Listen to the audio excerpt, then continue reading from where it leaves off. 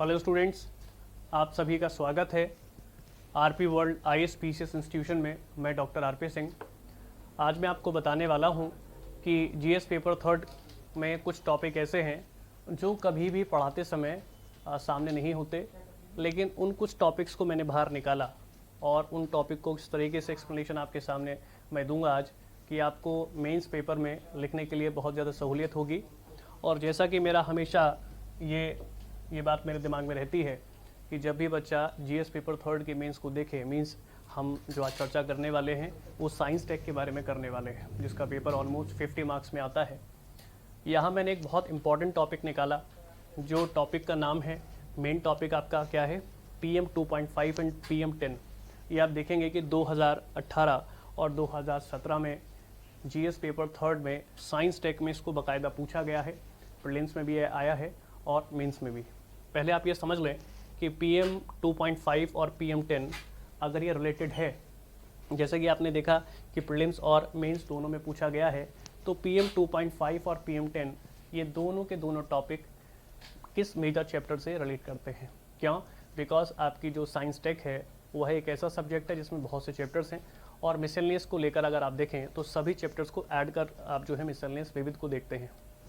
लेकिन हम यहाँ अपने टॉपिक की ओर जब चलें तो देखेंगे कि हमारे पास टॉपिक मेन है। आपको दिमाग में रखना है कि आपका टॉपिक है PM 2.5 और PM 10।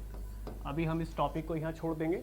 अभी देखें कि PM 2.5 और 10 तक पहुँचने के लिए आपको एक छोटी सी एक्सप्लेनेशन व्याख्या को देखना पड़ेगा। पहले देखें कि PM 2.5 और 10 स्पेशली किस चैप्टर से रिलेट कर। एक चैप्टर में अगर आपको बताऊं जिसका नाम है एनर्जी, एक चैप्टर आप देखेंगे जिसका नाम है एनर्जी मींस ऊर्जा। यदि आप ऊर्जा के चैप्टर को अगर आप गौर से देखें तो उसमें आपको दो चीज़ें देखने को मिलेंगी, एक PM 2.5 और एक PM 10। PM 2.5 और 10 क्या होता है इसके बारे में आज हम जानेंगे, और इस बात को समझ लीजिए। देखें PM 2.5 और PM 10। PM means particulate matter, या इसे पार्टिकल मैटर या फाइन पार्टिकल के रूप में जानते हैं। PM 2.5 और 10 मुख्य रूप से आपके साइंस टेक के एनर्जी ऊर्जा वाले चैप्टर से अटैच होते हैं। पहले आप इस बात को देख लें कि अगर आपको PM 2.5 और 10 आता है तो आपको कैसे टैकल करना है। तो आपको याद रखना है कि एनर्जी वाले चैप्टर से बाहर आपको नहीं जाना है।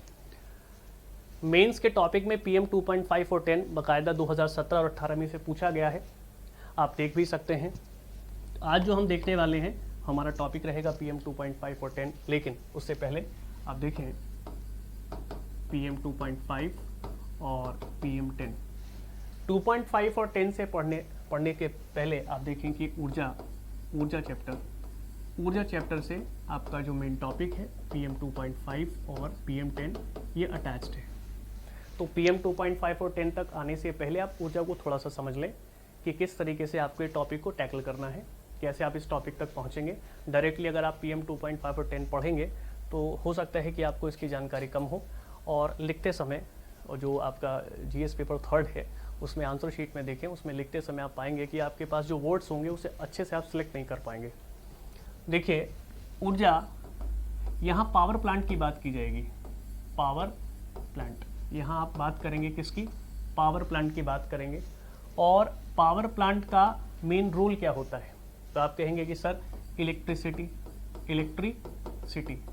पावर प्लांट का मेन रोल है इलेक्ट्रिसिटी को बनाना।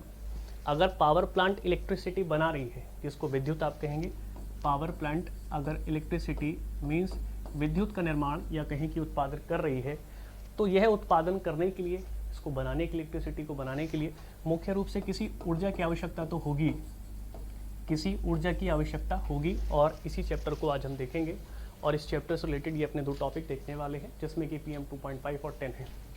तो एनर्जी की ज़रूरत होती है इलेक्ट्रिसिटी प्रोड्यूस करने के लिए, और इलेक्ट्रिसिटी तभी प्रोड्यूस होगी जब हमारे पावर प्लांट को कोई एनर्जी मिलेगी। यह एनर्जी मुख्य रूप से कोल बर्निंग के माध्यम से हमें प्राप्त होती है। जैसे आप कोयले का दहन कह सकते हैं। लेकिन एक बात को समझें कि कोयले के दहन के माध्यम से जो ऊर्जा मिलती है उस ऊर्जा का प्रयोग पावर प्लांट में किया जाता है और पावर प्लांट के माध्यम से ही इलेक्ट्रिसिटी को प्रोड्यूस किया जाता है या उसको पैदा किया जाता है। इसे थर्मल पावर प्लांट भी आप लिख सकते हैं, जिसके माध्यम से ऊर्जा का उत्पादन या कहें कि ऊर्जा का निर्माण किया जाता है। लेकिन यहाँ ध्यान देने वाली बात कौन सी है, आप देखें कि जब कोल को बर्न किया जाता है, आप समझ लें कि जब हम कोल को बर्न करेंगे तो कोल को बर्न करने के पश्चात हमें दो रूप में प्रोडक्ट्स मिलते हैं।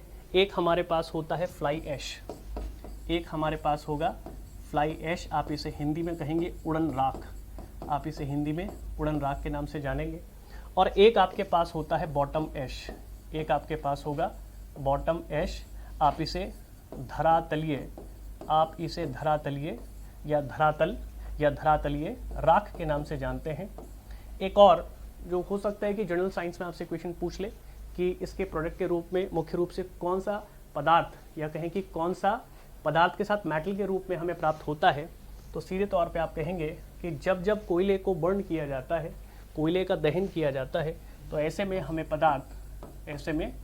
पदार्थ आप यहाँ देखें, यह ऐश है, राख है, जो एक प्रकार का प्रोडक्ट है। लेकिन यहाँ मेन पदार्थ मैटर की बात करें तो आपको प्राप्त होगा मरकरी।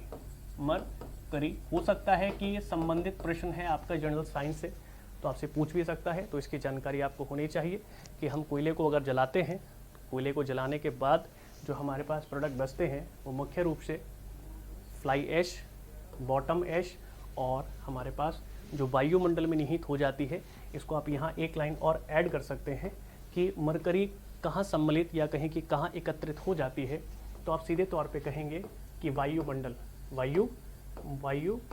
या कहें कि एटमॉस्फेयर, या आप कह सकते हैं कि एटमॉस्फेयर में मरकरी का मिल जाना, जो कि प्रदूषण को इंगित करता है।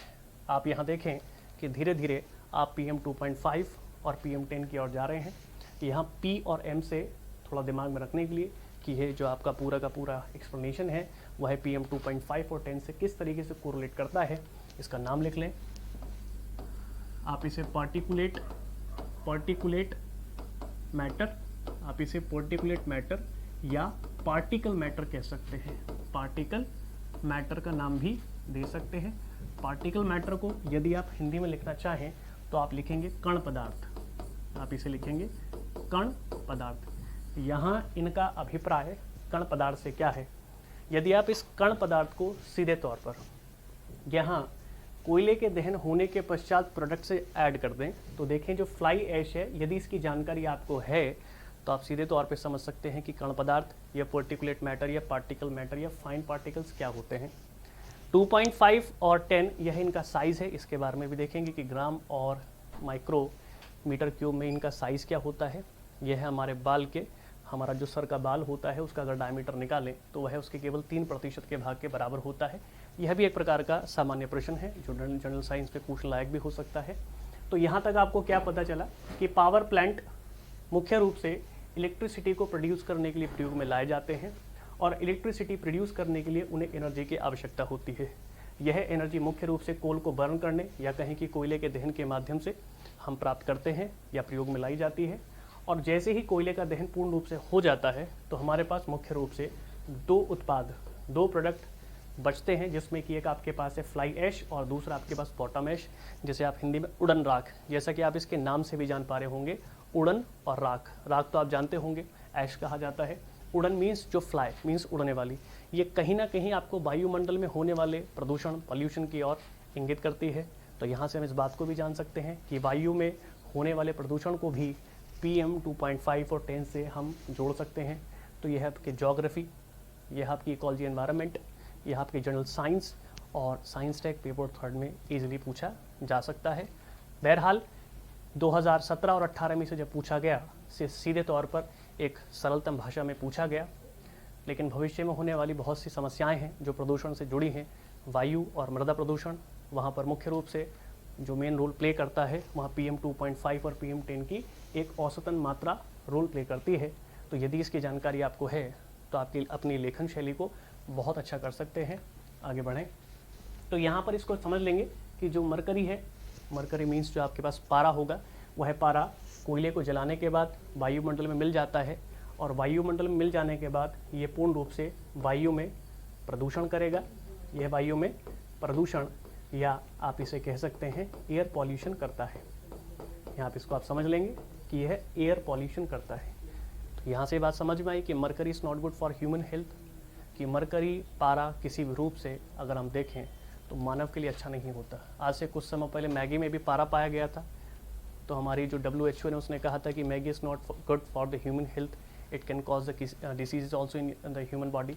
मानव के शरीर में ये रोग या कहेंगे डिसऑर्डर्स, रोगों के जो केंद्र होते हैं, रोगों के जो छोटे छोटे विकार हैं, एक बड़ा विकार होता है, एक छोटा विकार, तो कह सकते हैं इस प्रकार के विकारों को भी पैदा कर सकती है मरकरी, जो कि मुख्य रूप से आपके दिमाग, हृदय, लीवर, किडनी को डायरेक्ट मोड पर प्रत्यक्ष रूप से प्रभावित कर सकती है।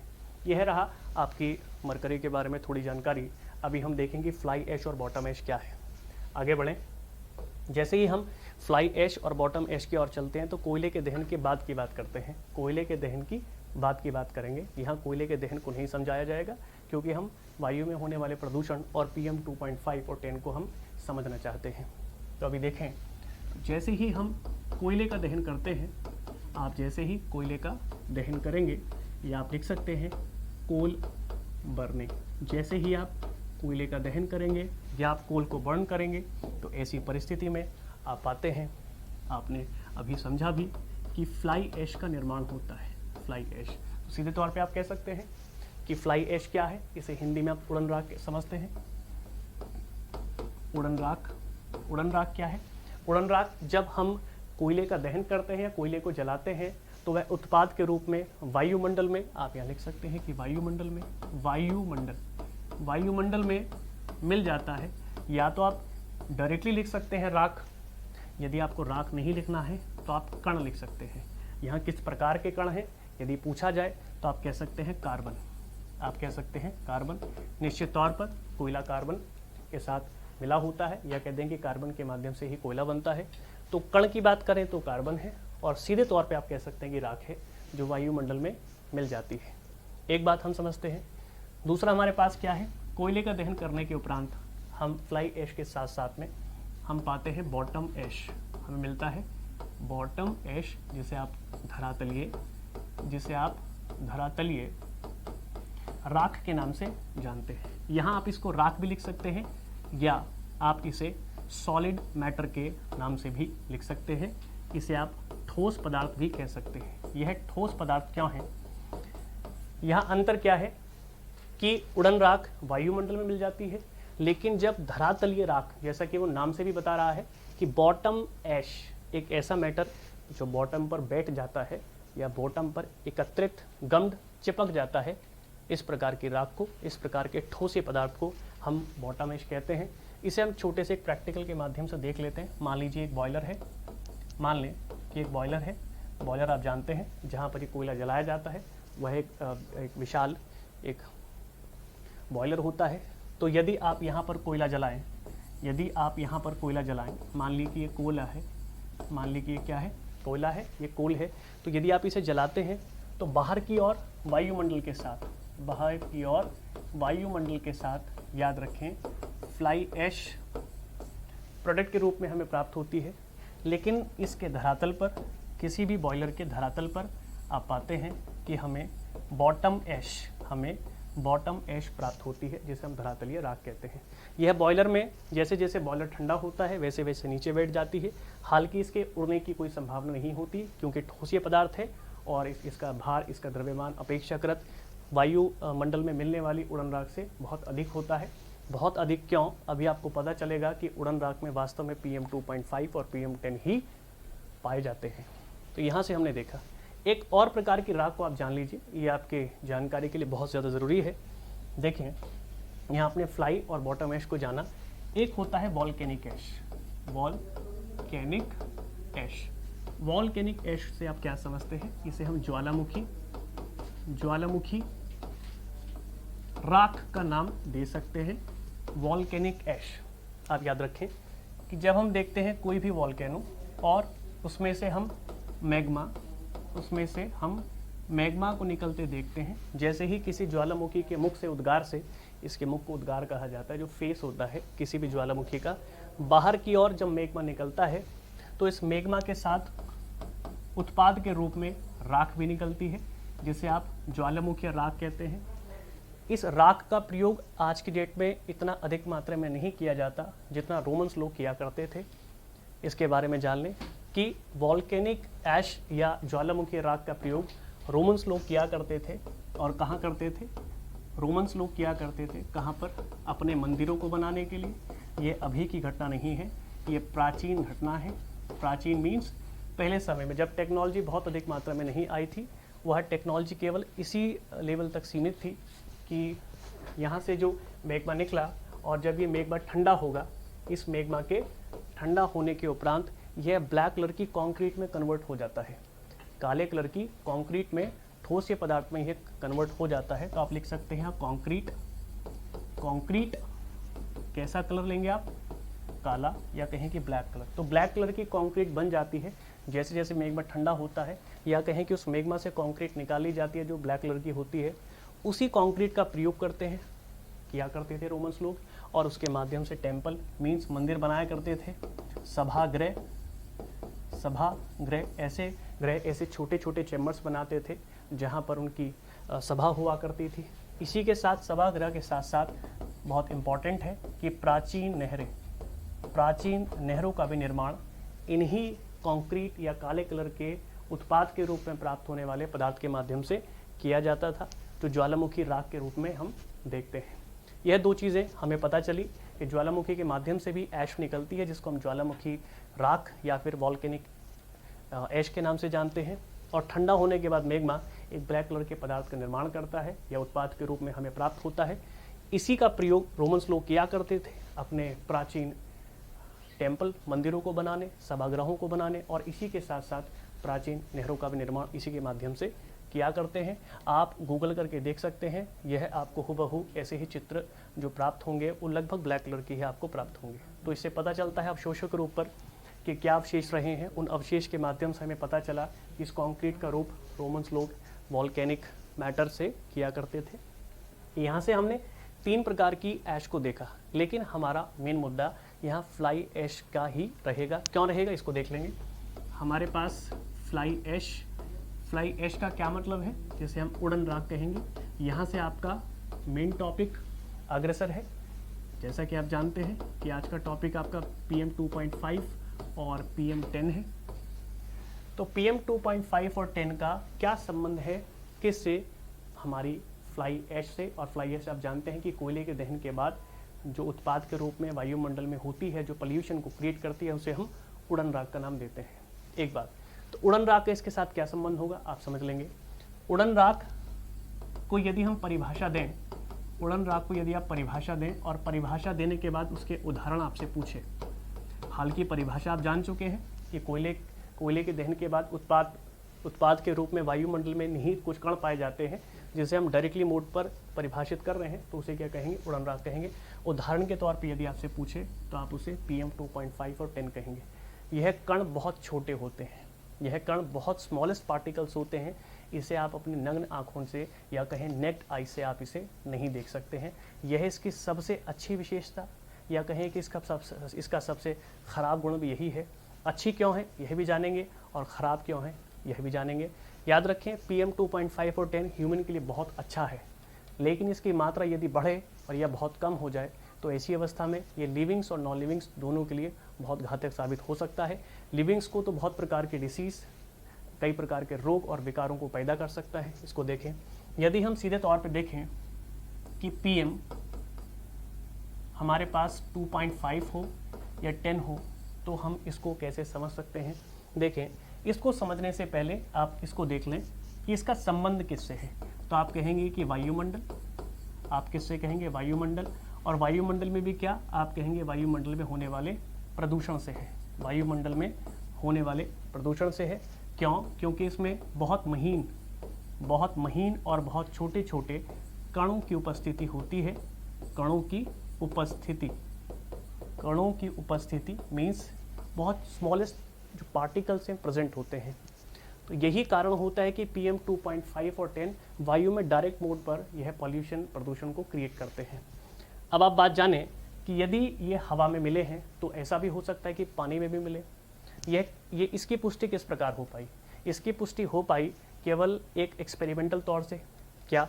आप देखें, जब पावर प्लांट के इर्द गिर्द के एरिया को देखा गया, मान लीजिए यह एक पावर प्लांट है, मान लीजिए यह एक पावर प्लांट है, यह हम इंगित कर लें इसे, यह एक प्रकार का पावर प्लांट है और यहाँ पर इलेक्ट्रिसिटी को बनाया जा रहा है और यहाँ पर कोयले को आपने बर्न किया।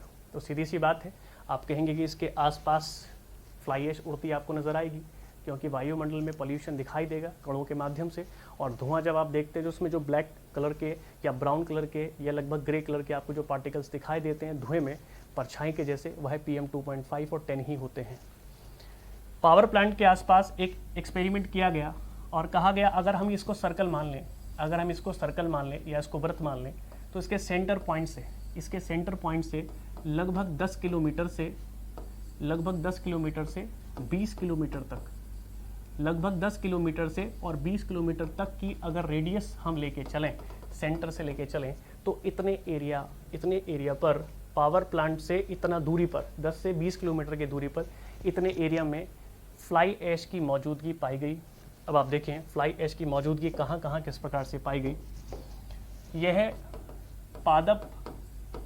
पादपों पर आप देखें, अगर कोई पेड़ है तो पेड़ का जो सरफेस होता है, पेड़ का सरफेस को हम पत्ती से नापते हैं, जो पत्तियां होती हैं, लीफ होती हैं, ऊपर के हिस्से पर देखा गया कि बहुत अधिक मात्रा में इस पावर प्लांट के 10 से 20 किलोमीटर के दायरे में देखा गया कि पत्तियों के सरफेस पर, पत्तियों की सतह पर फ्लाई ऐश जाकर वहाँ एकत्रित हो जाती है। दूसरा, वहाँ के गाँवों मीन्स जो वहाँ का जो गाँव का एरिया रहा, वहाँ के घरों को देखा गया तो उनकी छतों पर, और वहाँ के जंतुओं के ऊपर पाया गया, वहाँ के मानवों के ऊपर पाया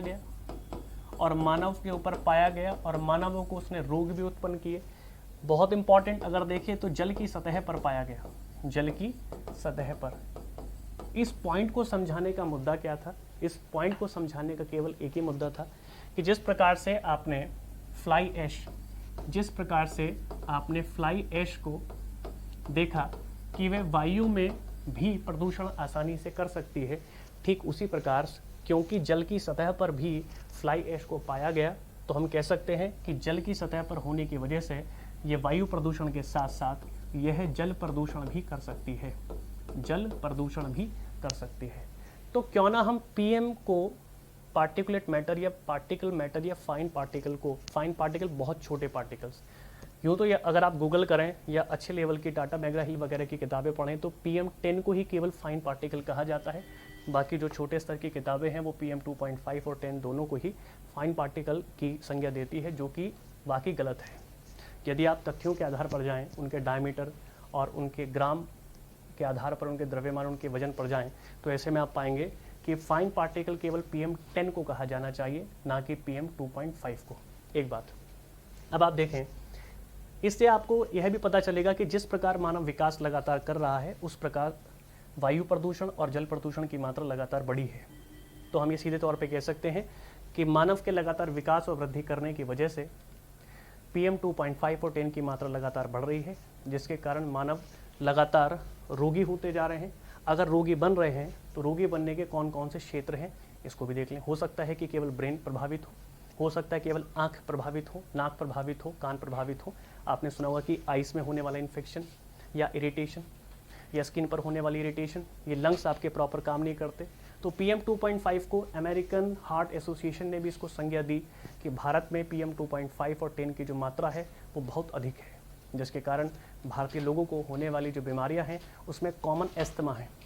एस्थमा एक ऐसी डिसीज़ है जिसमें आपकी रेस्पिरेटरी रेट, जिसमें श्वसन दर आपकी बहुत कम हो जाती है, और बहुत अगर आप पॉल्यूशन वाले एरिया में जाते हैं तो ऐसे में आप पाते हैं कि आपको सांस प्रॉपर नहीं आती। तो PM 2.5 को लेकर और 10 को लेकर जो अमेरिकन एसोसिएशन हार्ट है, या कहें कि अमेरिकन हार्ट एसोसिएशन का जो सेक्टर है, उसने बताया कि PM 2.5 is not good for humans, specially in India. तो आप देखें, अब हम इसको ऐसे भी जान सकते हैं क्योंकि हमें पता चला कि वायु में भी प्रदूषण करता है, छोटे कण फ्लाई ऐश जिसे कह सकते हैं, और यह जल में भी प्रदूषण कर सकते हैं। तो आप इसको कैसे देख लें?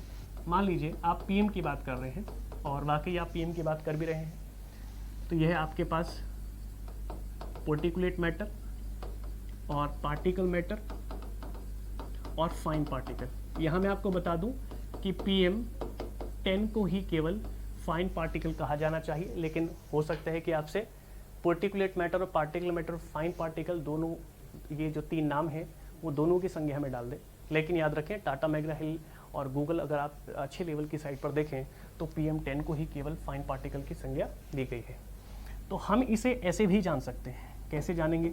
आप इसे ऐसे भी जान सकते हैं, एक तरफ आप लिखें स्मोक, जिसे आप धुआं कहते हैं, आप इसे धुआं कहते हैं, और एक तरफ आप लिख सकते हैं फॉग, जिसको आप धुंध कहते हैं। याद रखें, धुआं और धुंध ये दोनों अलग हैं। यदि इसको सीजन के आधार पर देखा जाए और प्रदूषण के आधार पर देखा जाए तो बहुत आसानी से आप समझ सकते हैं। कैसे समझ सकते हैं? स्मोक का क्या मतलब है? It is the combination of 2 different kind of things. यह मुख्य से भिन्न प्रकार की अलग अलग चीज़ों का, अलग अलग कणों का, अलग अलग प्राकृतिक चीज़ों का मिश्रण है, जिसमें आप कह सकते हैं कि इसमें एयर सम्मिलित होती है, जिसे आप वायु कहते हैं, और इसी के साथ इसमें सॉलिड सम्मिलित होता है, जिसको आप ठोस कहते हैं। यदि आप ठोस यहाँ लिख रहे हैं तो ठोस का कारण क्या है? यहाँ ठोस की उपाधि कौन लेगा? तो आप कहेंगे यहाँ कण होंगे, यहाँ कण, या आप लिख सकते हैं बेटा particles. You can write over here this one is a particle. तो आप क्या कहेंगे कि वायु में होने वाले पार्टिकल या वायु में सॉलिड की मात्रा ही बताती है कि स्मोक कैसा है। आप रबर को अगर बर्न करते हैं, प्लास्टिक को अगर, वुडन को अगर आप बर्न करते हैं, तो ऐसे में आप पाते हैं कि उस समय वायु बहुत अधिक मात्रा में प्रदूषित हो जाती है और कुछ ब्लैक कलर का आपको दिखेगा वायु में मिला हुआ, मिश्रित हुआ। तो वही क्या है? सॉलिड भाग है। उसे हम कण या पार्टिकल के रूप में या PM की संज्ञा हम उसे देते हैं। याद रखें, यहाँ कण ना बोलकर आप इसको PM कह सकते हैं। तो आप चाहें तो इसको PM लिख सकते हैं, हालांकि हम PM ही समझ रहे हैं। गौर कीजिएगा कि जब ये परिस्थिति होती है सॉलिड और एयर की, या कण और एयर की जब परिस्थिति होती है, तो यहाँ सीधे तौर पे हम लिखते हैं वायु प्रदूषण। यहाँ क्या लिखेंगे? वायु प्रदूषण मीन्स यहाँ पर एयर पॉल्यूशन को इंडिकेट किया गया है। और आप देखें समर सीजन, ये बहुत इंपॉर्टेंट पॉइंट है। समर सीजन मीन्स आपसे ग्रीष्म काल की बात की गई है। ग्रीष्म काल में PM, यहाँ हम ये नहीं लिखेंगे कि PM 2.5 और 10, PM की मात्रा या कहें कि प्रतिशतता हमेशा बढ़ जाती है। लेकिन कहाँ बढ़ती है, क्यों बढ़ती है, इसके बारे में भी देखेंगे। याद रखिएगा कि समर में या ग्रीष्म काल में PM की मात्रा हमेशा बढ़ती है। और आप सोच भी सकते हैं क्यों? बिकॉज जहाँ पर ह्यूमिडिटी कम होगी, ह्यूमिडिटी से क्या मतलब है? ह्यूमिडिटी से मतलब है आर्द्रता। याद रखें, जहाँ आर्द्रता कम होगी वहाँ पर एयर हल्की हो जाती है, वहाँ पर एयर हल्की हो जाती है और ड्राई हो जाती है। अगर हवा हल्की है और ड्राई है और ह्यूमिडिटी क्योंकि उसमें कम है, ऐसा होने की वजह से, ह्यूमिडिटी कम होने की वजह से ये 2 गुण हवा में आते हैं, तो बहुत हल्की हो जाती है हवा। तो ऐसे सॉलिड पार्टिकल्स को या कहें कि PM पार्टिकल्स को वह अपने साथ मिला लेती है, जिसको हम वायु प्रदूषण की संज्ञा देते हैं। आप देख लें। अब आप फॉग से क्या समझते हैं? फॉग क्या है? आप देखेंगे कि जो बहुत प्रदूषित क्षेत्र है, यहाँ प्रदूषित क्षेत्र में यदि आपसे पूछा जाए कि बताएं कि रूरल एरियाज़ और अर्बन एरियाज़, या कहें कि ग्रामीण क्षेत्र या नगरीकरण के क्षेत्र, मेट्रोपॉलिटन सिटीज़ जो होती हैं, जैसे दिल्ली है तो मेट्रोपॉलिटन सिटी है, और यदि किसी गांव की बात करें तो दोनों क्षेत्रों में अगर देखें, रूरल और अर्बन एरिया में, तो कौन ऐसा क्षेत्र है जिसमें मात्रा ज़्यादा पाई जाती है PM 2.5 या PM 10 की, या इस प्रकार का प्रदूषण ज़्यादा पाया जाता है? तो हमेशा आपको टिक लगाना है कि जितने भी शहरीकरण के इलाके हैं, जिसने भी, जैसे कि मुझे बताया आपको कि मेट्रोपॉलिटन सिटीज़, वहाँ पर याद रखेंगे कि PM 2.5 और 10 की मात्रा हमेशा ज़्यादा है।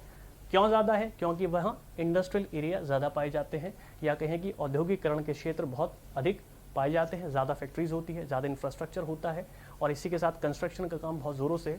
आप देखें, यदि आप दिल्ली में रहते हैं या महाराष्ट्र में रहते हैं तो कंस्ट्रक्शन काम हमेशा साल दर साल चलता ही रहता है, कॉन्टीन्यूसली। तो इसके तौर पे आप समझ सकते हैं कि पॉल्यूशन एयर और वाटर, दोनों पॉल्यूशन की मात्रा जो है वह नगरीय क्षेत्रों में, मेट्रोपॉलिटन सिटीज़ में ज़्यादा होती है, यदि हम तुलना करें किसी विलेज एरिया से। तो यहाँ पर आप देखें कि व्हाट इज़ फॉग। फॉग का मतलब हिंदी में धुंध कहेंगे। जैसे आप विंटर सीजन में देखते हैं, इन विंटर सीजन, तो आप पाएंगे कि जो विंटर सीजन होती है विंटर सीजन में आपको सुबह आप देखें या फिर आप शाम के समय देखें तो आपको एक धुंध दिखाई देगी। यह धुंध क्या है? इसका अगर हम संलयन करें, इसको यदि हम जोड़ने की कोशिश करें तो कैसे समझेंगे? जैसे हमने स्मोक को समझा एयर और सॉलिड के नाम से, तो यहाँ भी हम क्या लेंगे? एयर लेंगे, और यहाँ हम सॉलिड के साथ में फ्लूइड ले लेंगे। फ्लूइड का मतलब क्या है? यहाँ पर फ्लूइड से मतलब तरल से होता है। फ्लूइड से मतलब यहाँ तरल से होगा। याद रखिएगा, जब भी फ्लूइड की बात होगी तो यहाँ लिक्विड अलग होगा और सॉलिड अलग होता है। लिक्विड अलग होगा और सॉलिड अलग होगा। तो आप कह सकते हैं यहाँ लिक्विड पानी से मतलब है, और सॉलिड का मतलब यहाँ पीएम से कह सकते हैं, पार्टिकुलेट या पार्टिकल या फाइन पार्टिकल, या इसी के साथ आप कह सकते हैं सीधे तौर पे पार्टिकल, या आप कह सकते हैं हिंदी में इसे कण। तो यदि आप तीनों ही चीज़ों को मिला दें, वायु को मिला दें, जल को मिला दें और पीएम या किसी पार्टिकल को मिला दें, तो तीनों के मिलने के बाद वहाँ फॉग का निर्माण होता है। तो आपने देखा होगा कि गांव के क्षेत्रों में फॉग की जो मात्रा है वह बहुत कम होती है। यदि तुलना करें शहर के किसी इलाके की दिल्ली में, तो आप दिल्ली में देखेंगे जब विंटर सीजन होता है तो वहाँ फॉग की जो मात्रा है 24 घंटे ज़्यादा होती है। हालांकि जो फॉग की जो मात्रा है वह केवल 10 और 11 बजे तक ज़्यादा होनी चाहिए, या शाम के समय ज़्यादा होनी चाहिए, दिन के समय नहीं होना चाहिए, कारण वहाँ अल्ट्रावायलेट रेजेस की उपस्थिति बहुत तेज होती है। तो आप याद रखें कि जितने भी मेट्रोपॉलिटन सिटीज़ हैं या कहें कि जो नगरीकरण के क्षेत्र हैं, वहाँ पर प्रदूषण की मात्रा बहुत अधिक पाई जाती है। जैसे चाइना में देखेंगे, विश्व में सबसे ज़्यादा पॉल्यूशन कहाँ पाया जाता है? चाइना में। अब देखें, हमने यहाँ समझा कि पीएम दो तरीके से हम समझ सकते हैं, एक स्मोक के माध्यम से और एक फॉग के माध्यम से समझ सकते हैं। स्मोक का मतलब क्या है? स्मोक का मतलब है सॉलिड और एयर से है, प्रदूषण होगा वायु। और यहाँ किस प्रकार का प्रदूषण होगा? यहाँ हम दोनों प्रकार के प्रदूषण को लिख सकते हैं, जल और वायु। लेकिन मात्रा किसकी ज़्यादा रहेगी? वायु की, और जल की मात्रा कम रहेगी। क्यों? क्योंकि हम ड्रॉपलेट्स को लेंगे, पानी की बूंदों को लेंगे। ये दोनों चीज़ें हमने समझी। अब आप देखिए कि पीएम को हम बहुत अच्छे से समझ पाए, पीएम कहाँ से चली और कहाँ तक चली, लेकिन मानव पर इसके क्या प्रभाव हैं? मानव पर होने वाले प्रभावों को आप तब समझ सकते हैं जब आप इसका वर्गीकरण कर लें। लेकिन एक नोट लिखना बहुत इंपॉर्टेंट है। अगर आपसे पूछा जाए कि पीएम की परसेंटेज लगातार बढ़ रही है, पीएम की परसेंटेज लगातार बढ़ रही है, या पीएम की मात्रा लगातार बढ़ रही है, तो ऐसी अवस्था में आप क्या कहेंगे कि पॉल्यूशन भी लगातार बढ़ेगा। पॉल्यूशन भी लगातार बढ़ेगा। तो दोनों चीज़ों को आप हमेशा डायरेक्टली प्रोपोर्शनल लेंगे, एक दूसरे के समानुपाती होगी। यदि प्रदूषण बढ़ता है तो पीएम की वैल्यू या कहें पीएम की परसेंटेज ऑटोमेटिकली बढ़ेगी ही बढ़ेगी। दूसरी बात देखिए, यदि आपसे कहा जाए कि पीएम को क्लासिफाइड करें, यदि आपसे कहें कि पीएम को क्लासिफाइड करें मीन्स इसका वर्गीकरण करें, तो वास्तव में पीएम को दो प्रकार से वर्गीकृत किया जा सकता है। एक स्रोत के आधार पर कि किस वजह से पैदा हुआ है, और दूसरा उसके साइज़ के आधार पर कि उसका क्या साइज़, इसका क्या डायमीटर रहा, तीसरा उसके मास के आधार पर। और भी कई प्रकार से इसे वर्गीकृत कर सकते हैं, लेकिन हम दो प्रकार देखेंगे, और उन दो प्रकार में जितने भी प्रकार को बांटा जा सकता है वह सभी प्रकार अपने इन दो काइंड्स में हम देख लेंगे, दो क्लासिफिकेशन पार्ट्स में देख लेंगे। पहला पार्ट हमने कहा कि क्लासिफाइड किया जा सकता है सोर्स के आधार पर। सोर्स के आधार पर कैसे देखें? फर्स्ट आप देख लें, एक आपके पास होगा प्राइमरी, एक होगा प्राइमरी जिसको आप प्राथमिक कहेंगे, इसे आप प्राथमिक स्रोत कहेंगे, और दूसरा आपके पास होगा जिसे आप सेकेंडरी का नाम देते हैं, जिसे आप सेकेंडरी या द्वितीयक स्रोत का नाम देते हैं। ये दोनों स्रोत नेचुरल और नॉट नेचुरल पर डिपेंड करते हैं। देखें कैसे? अगर प्राइमरी की बात होती है तो सीधे तौर पे आप लिखेंगे डस्ट पार्टिकल। डस्ट पार्टिकल ऐसा कुछ नहीं है कि आपको बहुत ज़्यादा दिमाग लगाकर याद करना है, जिसे धूल के कण कहते हैं। दूसरा आप लिख सकते हैं स्मोक। यहाँ स्मोक के बारे में अभी आपको बता दिया गया है, इसके बारे में चर्चा बहुत डीपली कर ली गई है कि स्मोक का सीधे तौर पर पीएम से क्या संबंध होता है। और यदि हम बात करें सेकेंडरी के बारे में, तो हम यहाँ देखेंगे नॉक्स। नॉक्स के बारे में आप जानते होंगे, NOx means nitrogen oxide, NOx means nitrogen oxide. और दूसरा अगर आप लें तो this one is sulphur dioxide, sulphur dioxide. तो सल्फर डाइऑक्साइड और नाइट्रोजन डाइऑक्साइड दोनों औद्योगिकरण या कहें इंडस्ट्रियल एरिया के माध्यम से, फैक्ट्रियों में निकलने वाले केमिकल्स के माध्यम से ही होने वाला पोल्यूशन है। तो आप देख लें, दो प्रकार से पीएम सीधे तौर पर प्रदूषण करता है, हो सकता है प्राइमरी और हो सकता है सेकेंडरी। यदि अनुपात ले लें कि प्राइमरी ज़्यादा है कि सेकेंडरी ज़्यादा है, तो प्राइमरी में आप पहले इसके पॉइंट्स देख लें कि डस्ट पार्टिकल्स और स्मोक, और दूसरा है इंडस्ट्रियल, तो आप कहेंगे NOx और SO2। तो हम सीधे तौर पे कह सकते हैं कि पहला ज़्यादा है, इसकी मात्रा कम है, क्योंकि हमारे फैक्ट्रीज़ की मात्रा तुलना करें यदि इसकी, तो PM की मात्रा फर्स्ट में ज़्यादा होगी और सेकेंड वाले में कम होगी। तो हमने यहाँ देखा कि according to the source we can easily classified of PM, particulate matter और पार्टिकल मैटर। दूसरा आप देख लें, दूसरे तरीके से भी हम PM को बांट सकते हैं। कैसे बांट सकते हैं? आप देखें, PM can classified according to the size. यहाँ जब भी आप साइज को सोचें, उसकी आकृति आकार को देखें, तो यहाँ डायमीटर की बात की जाएगी। किसकी बात करेंगे? डायमीटर। और डायमीटर आप जानते हैं यह व्यास होता है। तो आप देखिएगा, यदि PM 2.5 और 10 को अलग आप रख लें, दिस वन इज PM 2.5 और ये आपके सामने PM 10, तो दोनों की अपने खुद की डायमीटर साइज बहुत अंतर में होती है। देखें, PM 2.5 क्या है? यहाँ जो 2.5 आपके सामने लिखा है, हालांकि PM के बारे में आप जानते